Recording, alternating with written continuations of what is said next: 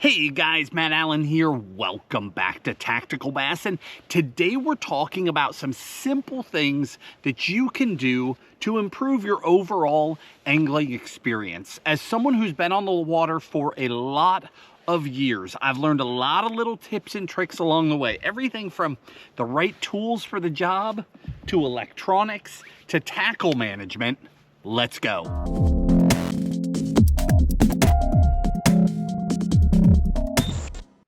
Through the years, Tim and I have fished every which way you can imagine, from walking the bank with a backpack, to float tubes, to little aluminum boats, to bigger aluminum boats, to bass boats, to fully rigged, top of the line, best electronics, dialed in fishing machines.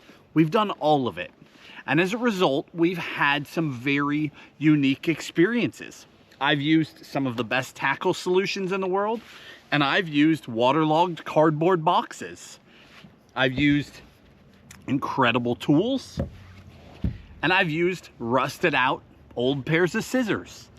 Little things make such a difference in your overall angling experience, and they really can lead to catching more fish. So today I just wanted to take a little while and talk about some of the critical things that I've learned along the way through the years, things that I think will make the biggest instant changes in your overall fishing experience. So we're going to talk about everything from tools and tackle storage to electronics, batteries, trolling motors, nets. We're going to talk about all those details today.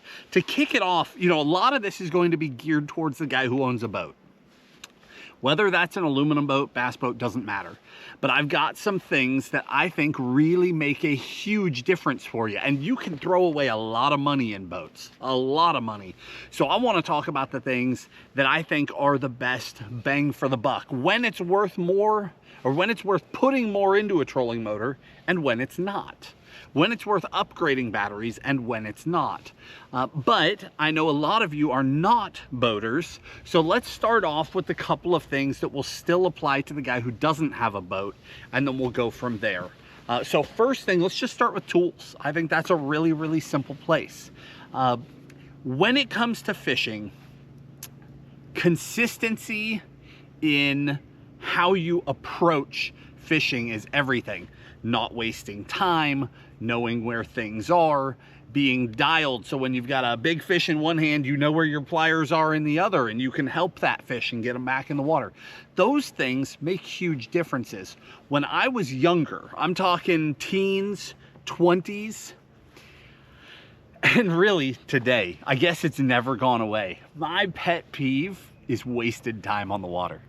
If I can't find a bait I'm looking for, if I can't find the tool I'm after, if my electronics aren't working properly and I can't find the fish that I'm looking for, that stuff drives me nuts. It is hard enough for a guy to find the time to get on the water. A day off of work or rushing after work. I used to commute through Bay Area traffic. I had hours and hours of commute time. And I would be rushing, just trying to get home, to get the boat, to get to the water, to fish a little while before I had to go do it all over again. So I understand time management as it relates to fishing, and that can come down to something as simple as tools. So I've got 5 tools sitting here that I'm going to walk you through. They're in no particular order, but these are the tools that I use every single day. I've got them on my boats. I've got them in my bags. They're just the tools that through the years I've found work the best. First one, split ring plier. Look how beat up these things are. We all need to change out hooks. There are dozens and dozens, if not more, versions of split ring pliers on the market. This one right here is made by a company called Texas Tackle. And the size, it's called the Executive Split Ring Plier. These things have been beaten to death. I think I own 4 pairs of them. I've got them all over the place. But if I could only have one split ring plier for the rest of my life, it's that one right there in that size, the Executive size. They just work. These things have seen it all. They are not rusted. They are completely functional. They're faded, they're dirty, they're roughed up, but they change split rings so fast and they are so consistent. In my opinion, they just cannot be beat. Now, they're also tiny, which is really nice for the guy who's walking the bank or has limited space in the boat. You're trying to cram stuff into a backpack, look how small those things are. That's money. Here's another one, a small one for you from Rapala. These are the precision line cutters. These little guys, again, tiny, and they're fairly inexpensive. This pair got moved from my last bass boat to this bass boat. It's got 2 years on it. Out in the rain, out in the elements, taking a beating, and they're still perfect. You close them up, slide this forward, they lock, so you can put them in your bag. You know you're not going to suddenly get cut by those things being open. Slide it back, they open on their own. And they're great for cutting braid. That's, for me, when it comes to scissors, I need to know that I can cut small braid consistently, and these things are still cutting small braid after several years. Can't say enough about them. Now on the bass boat, I also carry these guys, the bigger version. These Rapala Elites, I really like these. Very, very consistent. Again, locking. They fit great in my Skeeter storage. I know you guys can't see that, but I just dropped them into their slot. But very consistent. They've got a tiny little cutter over here, and then the main scissor. Honestly, I never ever use this because these work so well and I can still cut tiny braid with them. But if you want a really good pair of scissors, I mean, I'm talking, I used to take like the $3 Walmart scissors, and those things that be so rusted laying down in the bilge in the back of my aluminum boat. That's what I would use. I've learned through the years that little things make such a difference. So I've always got these on the boat. And to be honest, I've gotten a little ridiculous in recent years. I carry 2 of these because I leave one at the back of the boat for my passenger as well, so that when I jump down looking for something, I don't have to go searching for them. Next up, those mag pliers. These come in a bunch of sizes. This is the big one. I really like them. They're very consistent. So they've got magnets in here that are opposing magnets. So no matter what you do, they want to open. These, again, have been through it. They're starting to get a little rust on them, and it doesn't matter because it's magnet driven, not spring driven. They just continue to function. Just a good quality set of needle nose goes a long way. And then one more for you, because this is one of the cardinal rules if you fish with me. I don't have a lot of rules, but I've got a few. One of the big ones is don't bring bananas on my boat. But another one is never bring a hook that you don't have the tool to cut. And the reason why is that when I was younger, I mean, I've been hooked a lot. I've hooked myself, I've had clients hook me, I've had friends hook me. It's all bad. But when I was younger, I had a friend get hooked really bad. A striped bass got him in the palm and spun. And it took trebles and twisted his hand until his hand was trapped shut. It was a nightmare. And we did not have the tools that were strong enough to cut the 4X trebles that were all in his hand. So one of the key things that I follow is to never use a hook that you don't have the ability to cut. These are from Cuda. These crazy looking things will chomp hooks like they're not even there. And that is critical because in addition to bass fishing, well, I love swim baiting and there's a lot of big hooks there, but I also love to chase muskie, striped bass, big catfish, saltwater species, right? We just like to fish, and having the ability to cut all those hooks, whether that's a hook that's trapped in the gills of a muskie or that's a hook in the palm of your hand, you need the ability to do that. So, tools. That's the first thing. Let me get all those out of the way. And in the video description, I'm gonna link all this stuff for you, so you don't need to take notes. Maybe I told you that a little late, but if you open the video description below this video, I'll have links to all these items for you. The next is functional tackle storage.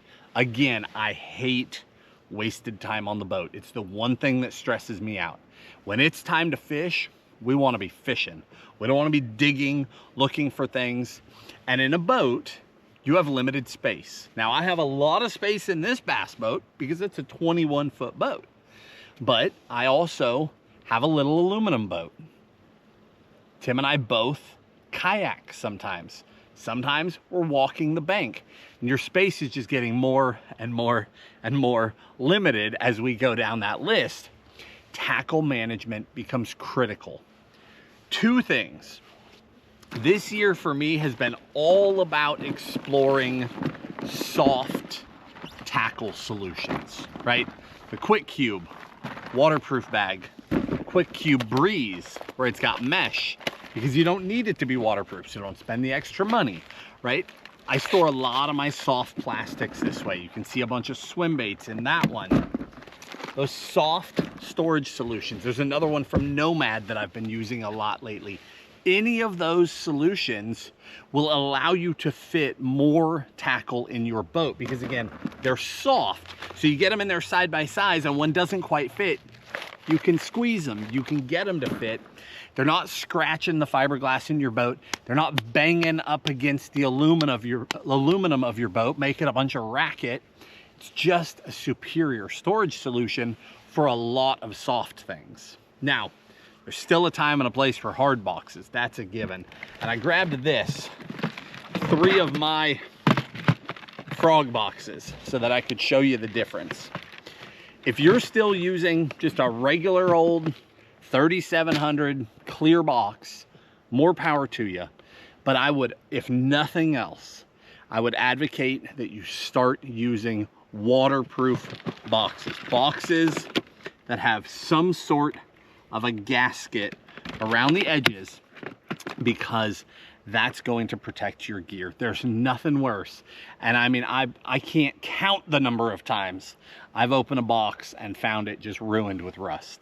It's one of the worst things that can happen. Tackle is so expensive, and it's just devastating to pop open a box of expensive baits and just find them wrecked. And it's one thing to find that on your hard baits, but like if you open a box of jigs and all those jig hooks are all rusty, there's no coming back from that. You have to replace all of them. It's not just changing the hooks out. It's terrible. So if nothing else, start using waterproof boxes so that you can seal your baits in there. Now, keep in mind, that will also seal water in. So if you open one in a rainstorm, when you get home, you need to dump that thing out and dry it properly, because it'll trap water in too, but it's just such a better solution day in and day out. With that, I wanted to show you this, because this is a standard 3700, but we've had more and more tackle solutions pop up in the last few years. And these 2 box sizes have changed how I store tackle. You've got the 3700 thin and the 3700 deep. Minor things that make a huge difference. The vast majority of the baits I own fit in 3700 thin boxes. The result across a handful of boxes in a bass boat is drastically more storage, because when you build your little spots in here and you've got one bait in each one, and it turns out that there's a ½ inch of dead space on top of all those baits, and you've got that in 6 boxes, you've wasted that much effective space in a boat, which is 3, 4 more tackle boxes.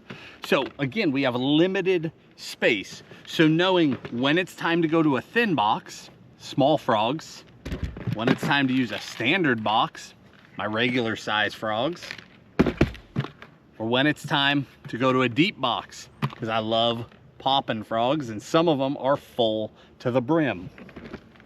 There's a time and a place for each size, and if you keep that in mind as you build the layout in your boat, you'll be able to store a lot more tackle. Now that sort of wraps up the stuff that applies a lot to the guy who doesn't have a boat. But a lot of you do have a boat, and I've got a few more, and some of these are critical. We're gonna talk trolling motor. Well, I've got one more. We'll talk nets first, but we're gonna talk trolling motors, we're gonna talk electronics and mapping, and we're gonna talk batteries. Because these are mysteries for a lot of people. There's a lot of misunderstanding, a lot of misconception, and a lot of wasted money. And I'm gonna do my best to solve that for you right now. But nets, let's talk about nets real quick. Nets are such a simple thing, but they're so critical. The biggest thing I'm gonna advocate for here, I don't care what net you get, I'm gonna show you the exact one that I choose to use, but I don't care what net you get, in today's world, get something that is rubber coated. Those old-fashioned nets that we all grew up using are brutal on the fish. They're rough. We've all seen a fish fall down on the bottom of that net, you put them in the boat, and their tail is just stuffed through that mesh, and now it's cut. And now that bass has 3 or 4 sections to its tail for no reason. If you had gone to a smaller mesh, especially a rubberized mesh, that fish is totally okay laying in that net. It's just so much better for them.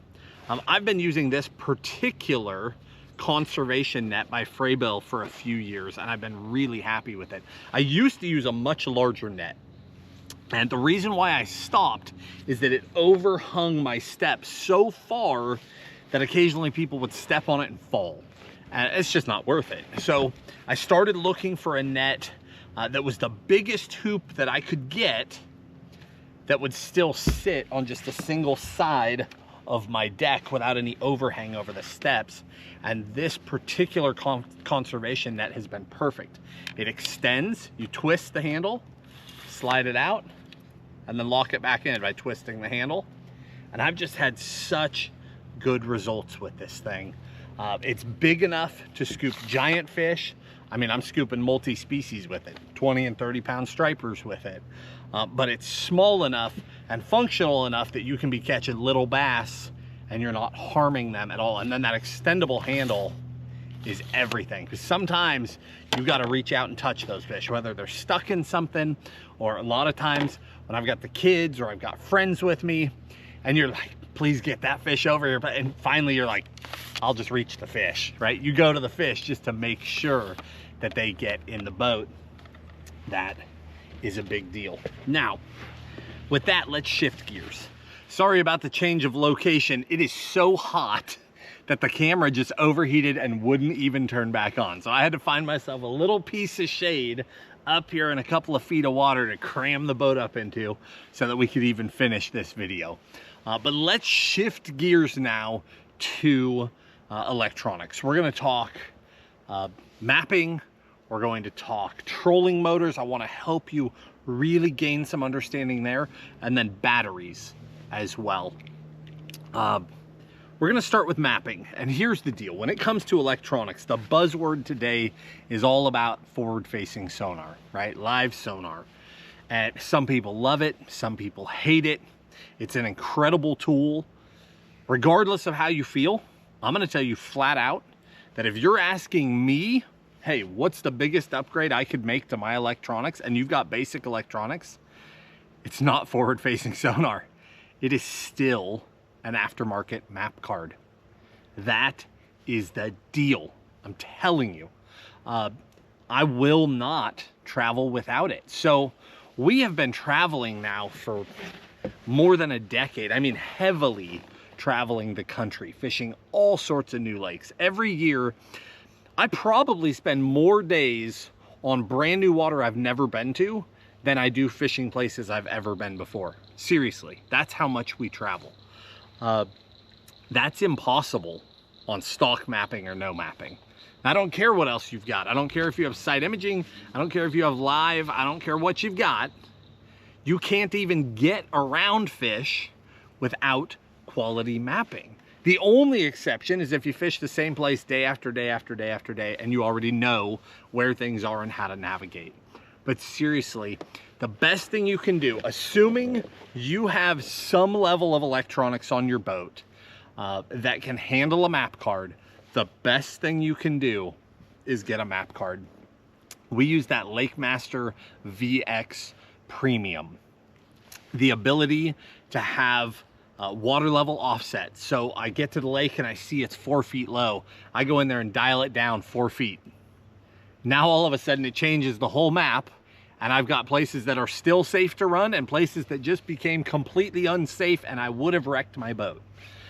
It's things like that are everything.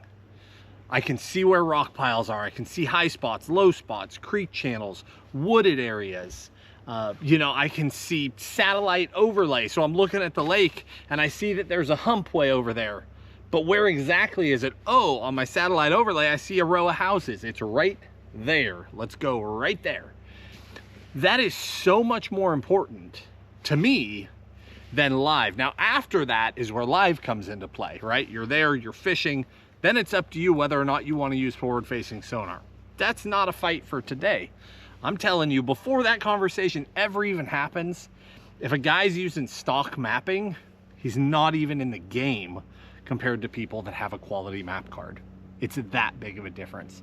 How do you think we were able a few years ago to drive across Texas, across the South, the entire TVA, the Tennessee River, and just show up to these places? And a lot of those places, I'd only be on them for half a day.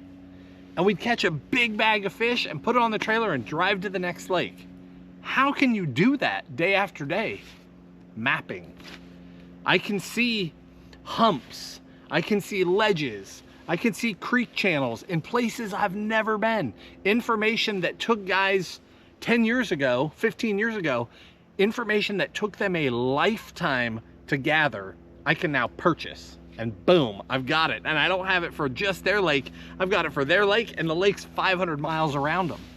It's remarkable how much quality mapping has completely changed the game and is almost completely overlooked, and it's never discussed. And that's why I advocate it for so much. I can tell you, as a guide on Clear Lake in Northern California for years, I was devastated when high quality map cards came out, because things that took my lifetime and I had them all to myself, overnight guys started showing up on that stuff, because all of a sudden you could buy a card and there it was. Game changing. Truly, if you don't run a map card, you need to look into it. I'll link you 2 or 3 really good map cards. Every single one of them is going to hurt a little bit to buy. You know, they cost some money. And the first time I bought a map card, I remember how bad it hurt, because that map card was like 125 bucks and I didn't have it. But I knew that I needed that card. But I have never regretted a card purchase because of the impact it's had on my fishing. Again, today is not about a secret lure. It's not about knowing the right timing to flip this shadow. It's about things that will truly change your fishing day after day after day, that will make your fishing better. Let's talk trolling motor next, okay? That is the Minn Kota Quest on this boat, the Ultrex Quest. This is the first one I've had. I got it on my brand new Skeeter FXR 21 when I ordered this boat. That is a brushless trolling motor, and brushless trolling motors have been all the buzz the last few years. It's incredible. Flat out, it's incredible. But I'm about to advocate against it, so I want you to stick with me. Now, let's talk about it. I've run an Ultrex since the day it came out. I've run just about every brand of trolling. Well, if we're talking about getting on someone else's boat, I've run them all. But I've owned the vast majority. Through the years, Minn Kota has been my most consistent. I used to love the Minn Kota Maxim. They just outlasted everything else. Then when we got the Fortrex, that was a huge improvement. When we got the Ultrex, that changed the world. Just like a map card, the ability to spot lock revolutionized bass fishing. And for somebody that's in their teens or early 20s today, you'll never know that struggle. It is remarkable. The ability to spot lock and hold yourself and stand with 2 feet on the deck, or spot lock and sit down and retie despite wind and waves. You were in tournaments and you'd hook a fish and you'd get blown off and someone would take your spot. Or you had to retie and you lost your water. The end. You now lost the tournament because you gave up your spot. And there was nothing you could do about it. Now you just beep, beep. You don't even think about it. It's just normal fishing now, right? Spot lock revolutionized bass fishing. Flat out, it did. Now we've gone all the way to the Ultrex Quest brushless motor. So here's my initial opinion. If you've got a big boat, 20, 21 foot bass boat, and you have the funds, I want to put that out there, and you have the money, you can afford it, mind-boggling. Drastically faster. I'm getting low 4 mile an hour loaded with gear in a 21 foot bass boat when I turn that thing up. Crazy fast, unbelievably quiet. And there's simple things like the bottom of that thing is so overbuilt. It's super strong, super durable. This guy up here, this clip, huge upgrade over the knob that we had on the standard Ultrex. Those things are huge, but the biggest thing for me is durability. I looked into it and it's a carbon fiber infused shaft on that trolling motor. Let me tell you why I looked into it. I've tested the durability. This boat was 3 days old when I had the trolling motor on 10, and I know that I was doing 4.3 miles an hour on 10 trolling across a bay that I thought was clear when I hit a stump. A 3-day-old trolling motor. I hit a stump and folded that thing out of sight under the boat. It threw me onto my graphs. If I didn't have graphs, it would have thrown me out of the boat. I caught myself on my graphs, folded it out of sight, shattered the prop. Got it home, ordered a new prop. Well, actually, I put my other prop on because it comes with 2. I put the other prop on and then I ordered a replacement prop. Went back out on the water and I was blown away that it worked. It didn't destroy it. I mean, not only should it have blown the guts out of the motor itself, it should have bent the shaft. It should have broken the shaft. It should have bent the mount, everything. The thing's solid as a rock. Durability, check, because I'm the idiot who already tested that theory. Again, Tim and I, we're not geniuses, we're not special. We put a lot of time on the water, and if you can do it wrong, we've done it. So, initial thoughts. I love the Quest motor. Incredible, truly incredible, especially for a big boat. With that said, this is the part I want you to hear. My jet boat, my aluminum boat, we do a lot of videos on that boat. I have no intention of putting that motor on that boat. None. Here's the deal. That boat doesn't weigh that much. I have a 24 volt trolling motor on it right now. I've got a standard Ultrex on it, and it's perfect. So in the past few years, something has happened in trolling motors. Trolling motors went from like $1,200 to like $2,000 to $3,000. But what we gained, you had to have. The second you step on spot lock, it's over. It does not matter what the price tag is. You are never going back. That's a fact. So that $3,000 mark for trolling motors, where the Ultrex is, I get it. We're there. That's what a trolling motor costs now. But to take that next leap, like brushless trolling motors, the Ultrex Quest, you're like low 4,000, starts like, I don't remember, I want to say it starts at like high 3s and goes into the 4s.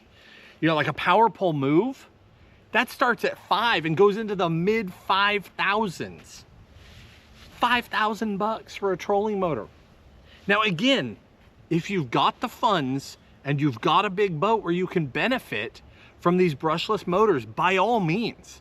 They're quieter, they have more power, they're amazing. But that should not take away from the fact that the average guy in the average boat doesn't need it. That doesn't mean I'm telling you not to go get it if you want it. If you want it, spend your money, it's yours. But I just want to convey to you, that it's not critical. On my aluminum boat, I am not making that upgrade.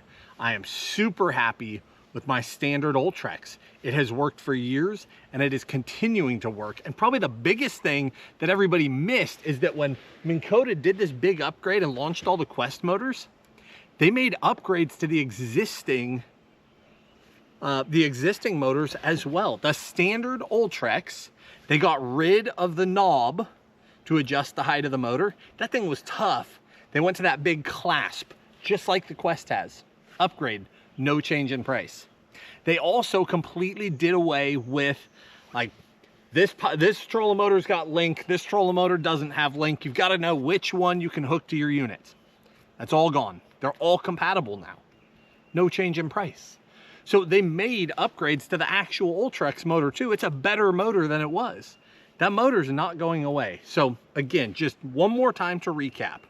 If you have a smaller boat, don't feel like you need to spend 4 to 5 grand on a trolling motor. You don't need to go get a loan just so you can go bass fishing. Making that jump into an Ultrex, that's still 3,000 bucks, right? But I will advocate for that if you have the money, because spot lock will change your fishing. It's huge. If you don't have the money, just go get a basic motor. You're good. But if you've got it, I will say to do that. A jump to an Ultrex absolutely impacts your fishing in huge ways. But it's up to you whether or not you need to take that next step into brushless. I believe it is worth it on the right boat. I am so glad that I have it on this boat. It will always be on this boat, flat out. But I don't think I need it on my smaller boat, just to help you guys understand. Next, let's talk batteries and how that impacts electronics, and then we're gonna wrap it up there, okay? We run lithium batteries. We run Dakota Lithium. I've run a bunch of different lithium batteries. I've run a lot of AGM batteries. I've run a lot of lead acid batteries. There was a time when I would run my Walmart batteries until they just died. You just go get some more, do it again, go get some more. And it wasn't that long ago. But I discovered the power of good quality AGM batteries. Then I finally, when prices started coming down, I finally made the jump into lithium. I wasn't the first guy that made the leap into lithium. I saw the price tags. I saw the horror stories of boats burning down, right? We all saw that stuff. So I didn't immediately make that leap, but the world has changed now. Those batteries are super reliable. They're super safe. Prices are down. It's the deal. I love running lithium, and I do run them regardless of whether it's a bass boat or my little tin boat. It's all lithium except for my starting batteries, because my Yamahas, I love Yamaha outboards. They're on every boat I own, and they require AGM or lead acid for the cranking battery. So I still do that, but everything else in my boats is all lithium. Now, batteries do not need to be a mystery, okay? So many people are confused by batteries because you'll have this guy come out and make some outrageous claim. He'll be like, yeah, I got these lithiums and now I fish 4 days in a row and I never charge, and you can't prove him wrong, right? Well, actually you can. It's really, really simple. It's not a secret how this stuff works. You can look up, so right there, a couple of Apex 13s. You can look up what the amp draw is of an Apex 13. That's a listed stat. You can look it up. So I take, let's call it, I'm not looking it up right now because I don't want to pop my phone out and do that in the middle of this video, but let's call it 6. I don't even know, okay? I'm just pretend it's 6. I've got 4 of them. So that's 6, 12, 18, 24. 24 amps, okay? That seems really high. Let's call it 3. 3 per, because we're already way too high. 3 per, so we're at 12. Let's add a live unit. We'll call that another 3. We're at 15. I've got 360 on this boat. Better add 2 more. 17. I don't really run my live wells and stuff because I don't do much tournament fishing or any of that. So 17 amps. That's what we're pulling per hour. Per hour. Okay? This is simple math. I buy an 80 amp hour battery. I think I'm good. I've got a good 27, 29 series battery, 80 amp hours. Simple math. Let's round it off to 20, okay? Round up, 20 amp hours instead of 17. That battery, 20, 40, 60, 80. That battery is dead in 4 hours. Dead. I don't care what anybody says. I don't care how long they tell you they run. You can actually do the math. You add up the draw in your boat. What devices do you have on your boat? Add them together. Run the math backwards against the battery, and you will instantly know the size battery that you need. And that's whether it's lead acid, AGM, or lithium. Hopefully I just made that easier for you and not more complicated. I don't know if I did or not. So it really is that simple. Now you can do things like turn off your screens. You see a lot of people say, turn your screens, put them to standby. That's because that cuts the amp draw drastically. So suddenly you can take that same 80 amp hour battery and get 8 hours out of it, okay? 9 hours, 10 hours. But that's how that works. Now, why do I advocate for lithium? I advocate for lithium for 2 reasons. One is weight reduction in the boat. The boat weighs less, it'll typically go faster, except in the case of a bass boat. That's not always true. Sometimes you need weight in the back of a bass boat to offset all the stuff on the nose. But in general, less weight is good. I guess 3 things. Number 2 is they take up way less space. So Tim and I, we run either 100 amp hour or 135 amp hour batteries. I run 135 amp hour for my trolling motor. So I've got 3 of those in there. And the reason why I do that is over 100 amp hour, because 100 amp hour setup, 3 of those to run that trolling motor, it'll run for days. It will. You can do the math. It will run for days. And the beauty of lithium, the 3rd thing that we haven't gotten to yet, is that they don't step down as they drain. We're going to circle back to that. But going back to the batteries themselves, they last an incredible amount of time. So 100 amp hour lithiums, you put 3 of those in series. That's how Tim and I do it. We don't buy 36 volt batteries, with the exception of my jet boat. I did there for space savings. But if you have the space, I like to put in 3 12 volt batteries and then link them to create 36 volt. You just have an incredible amount of power there. Set up that way, they will last an incredible amount of time. I chose to go to the 135 amp hour batteries. They're more expensive than the 100 amp hour, but they're smaller. 135 amp hour battery fits in a 24 series box. They're like that big. They're tiny, tiny, tiny. They weigh nothing. They weigh like 24 pounds a piece. But the biggest thing, the real reason I did it, is that they have internal heaters. So we travel a lot, and that doesn't stop in winter. A lot of people winterize their boats. We don't. So you've seen videos where it's 10 degrees and we're out there fishing. You've seen videos where Tim and I are sticking fish and then reach down to the water and pick up a block of ice that's floating by. In order to be able to consistently charge the boat, especially if we have to leave it outdoors while we're traveling in those kinds of temperatures, those batteries need to have internal heaters in them. So that's just an extra bonus. Now that 135 amp hour, it costs significantly more than the 100 amp hour because it has those extra features built into it. But it's up to you whether or not you need that. In fact, in the video description, I'll link both because Tackle Warehouse carries the 135s and the 100s. They're both great. It's just whether or not you need those heaters in them or whether or not you have the space for the bigger boxes. The 100 amp hour battery is in a bigger box. It's in a 27 series box, just still tiny. I mean, the batteries I ran on my last boat were 31 series. They were huge. Now, my electronics battery, Tim and I are both psychotic, okay? So we run a lot of electronics for a long time, and sometimes we really do have to run multiple days, and we don't want to be the guy on the internet making the fake claims, so we actually set our boats up for that. So for my electronics battery, I run a lithium, again, a Dakota lithium, 315 amp hour battery. The only place I could even find to get that was direct from Dakota. You can't buy those on Tackle Warehouse or anything. That's not a standard battery. But we actually wanted the ability to do what other people are already pretending that they're doing, which is running them days and days and days. So we're now doing that successfully with a giant battery. But again, it was simple math. We have an incredible number of electronics. We needed the ability to run them multiple days without having to stop to charge. Our trolling motor could already do it no problem. Our electronics were our weak point. We were drawing down too far. Those were crashing, and we can't have that when we're fishing lakes that we don't know. We need to be able to see our mapping. We need to be able to sight image. You've got to have those things. So we needed giant batteries for our unique situation. But for the average person, you slap a 135 amp hour lithium in there for your electronics, you are golden.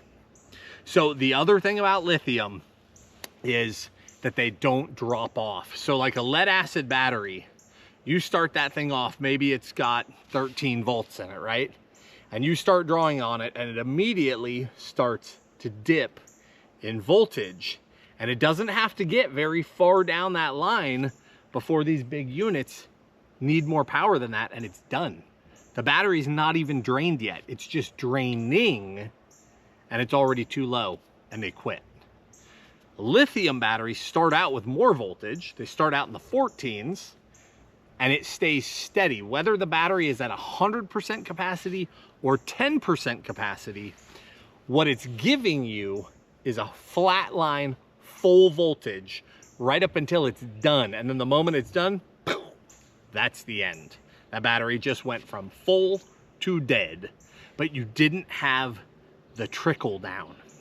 And that is so nice. You don't have voltage alarms going off in your boat. You're not playing this game. Have you ever been in a tournament and you're up there on the trolling motor, or you're looking at your electronics and it feels like your trolling motor is just getting sluggish, and you're like, oh no, we've got 4 hours to go and it's not gonna make it? Lithium doesn't do that. Even if that lithium is at the end of its lifespan, it's not lasting as long as it used to, it's full power to the end, and it'll get you through the end of that day. And then again, if you set them up like we do, it'll get you through days. But all that was to say, let's back it up, let's make it simple. Lithium batteries will save space, they will drop weight, and they will allow you to run your electronics effectively much longer. If it's in your budget, 100% recommend doing it. The specific batteries that Tim and I use, I'm gonna link those in the description for you. There's a lot of great batteries. I've run multiple brands of lithium. I personally have never had a problem. I still carry the ability to, like, the one thing about lithium batteries is that if you shock them, like if they have an issue, they'll go to sleep. They go to zero, and it's to protect themselves. And I've seen a lot of people through the years have that problem, and they don't understand it. They think their battery's done. It's not. You just need to take a charger and wake them up.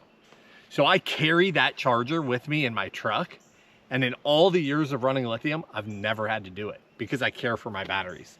When I'm off the water, I plug my batteries in, I keep a good charge on them, I run them. Not one time have I ever had a lithium battery go to sleep. And I run my stuff hard. But if you do, usually all you have to do is put an old school charger to them. They wake right up, you just put them back on the charger and you're back to normal. That's the only weird thing about lithium versus a standard battery. All in all, could not recommend them more if they are in your budget.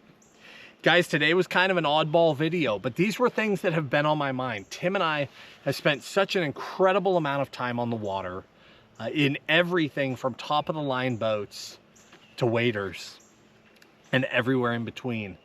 We have shot TacticalBassin videos, actual tactical videos, where I have all my tackle in wet cardboard boxes. We've shot videos where we're using rusty scissors. These things have changed through the years. It didn't happen overnight.